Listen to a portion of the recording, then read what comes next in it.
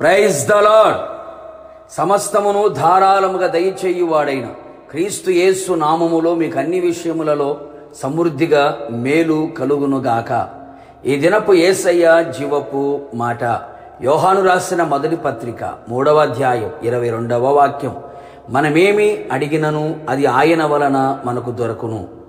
యేసయ్య వలననే సమస్తమును పొందుకొనవలనని ఆయన వైపు చూస్తూ ఆయన యందు విశ్వాసముంచి ఆయన సన్నిధిలో నిత్యము ప్రార్థించు వారలారా, మన యేసయ్య మనము సుఖముగా బ్రతుకు నిమిత్తము మనకు కావలసిన వాటన్నిటినీ ధారాళముగా దయచేయు దేవుడై ఉన్నాడు. అడుగుడి మీకు ఇయ్యబడును అని వాగ్దానం ఇచ్చి నెరవేర్చుటకు సమర్థుడై ఉన్నాడు. మనము అడుగనందు వలన మనమేదియూ పొందలేకపోవచ్చున్నాం. మనకు కావలసినది ప్రతిదీ యేసయ్యను అడిగి పొందుకొనుట దైనందిన జీవితంలో నేర్చుకొనేదము. చాలా సందర్భములలో చాలానే అడిగి పొందలేకపోవచ్చున్నారు. దానికి కారణము కూడా తెలుసుకొనవలెను కదా. ఆయనకిష్టము దానిని అడిగిరి గనుక పొందలేకపోయిరి. నిజమే, మీరు ఆశించుచున్నారు గాని మీకు దొరుకుటలేదు. మీరు అడిగినను మీ భోగముల నిమిత్తము వినియోగించుటకై దురుద్దేశముతో అడుగుదు గనుక మీకేమీ దొరుకుట లేదు. కావున నా దేవుని ప్రియులారా, ఆయనకిష్టమైనది, ఆయనకు అనుకూలమైనది, ఆయన కోరుకొనదగినది, ఆయనను సంతోషపెట్టునది, ఆయన చిత్తానుసారమైనది మనము అడిగెదము, పొందుకొనేదము.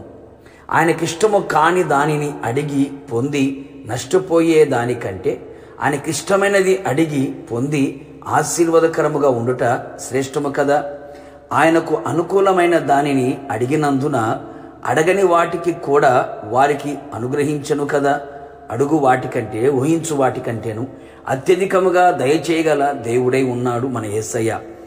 ప్రార్థన చెయ్యునప్పుడు వేటిని అడుగుదుమో అవి పొంది ఉన్నామని నమ్మెదము, అనగా విశ్వాసముతో అడిగెదము. అవిశ్వాసముతో అపనమ్మకముతో కాక ఆయనపై పూర్తి విశ్వాసముతో అడిగెదము. ఆయన వలన మనకు దొరుకును. నా యందు మీరును మీ యందు నా మాటలు నిలిచిన ఎడల మీకేది ఇష్టమో అడుగుడి, అది మీకు అనుగ్రహింపబడును. నిజమే ప్రియులారా, మనము ఆయన యందు నిలిచి ఉండాలి. ఆయన మాటలే మనలో ఉండాలి. ఆయన వాక్యానుసారముగా ఏది అడిగినను ఆయన వలన మనకు దొరుకును. ఆయన వాక్యమునకు భిన్నముగా ఏది అడగకూడదు, అది మనం పొందలేము. ఆయన నామమున సమస్తమును మనం అడుగుదాము. యేసు నామము ద్వారా సమస్తమును నిర్మించబడెను. ఆయన నామములో మనకు సమస్తమును కలుగును, దొరుకును. మన సంతోషం పరిపూర్ణమగునట్లుగా అడిగెదము. యేసు పేరట తండ్రిని అడిగెదము. జ్యోతిర్మయుడగు తండ్రి శ్రేష్టమైన ప్రతి ఈవియు, సంపూర్ణమైన ప్రతి వరమును, ఆత్మ సంబంధముగా సమస్తమును దయచేయును. కావున